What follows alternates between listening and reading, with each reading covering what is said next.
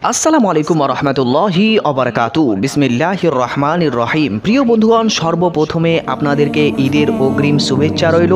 ঈদ মোবারক, ঈদ মোবারক, ঈদ মোবারক। আপনিও আমাকে কমেন্ট বক্সে ঈদের অগ্রিম শুভেচ্ছা লিখে ঈদ মোবারক জানাতে পারেন। প্রিয় বন্ধুগণ, আজকের ভিডিওতে যে বিষয়টি নিয়ে আলোকপাত করতে চলেছি সেটি হলো প্রিয় বন্ধুগণ, সৌদি আরবের চাঁদের খবর নিয়ে। হ্যাঁ প্রিয় বন্ধুগণ, আমরা অধীর আগ্রহে বসে আছি সৌদি আরবের চাঁদের খবরের জন্য, যে কালকে কি সেখানে ঈদ হবে নাকি হবে না।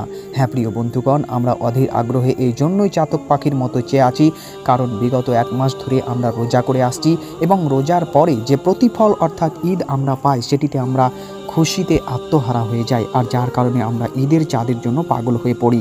প্রিয় বন্ধুগণ, আপনাদের কাছে রিকোয়েস্ট, আপনারা অবশ্যই ঈদের চাঁদের খবর পেতে এই ভিডিওটিতে এক্ষুনি একটি লাইক করে দিন এবং বন্ধুদেরকে ভিডিওটি বেশি বেশি শেয়ার করুন। প্রিয় বন্ধুগণ, চলুন তাহলে ভিডিওটি শুরু করি।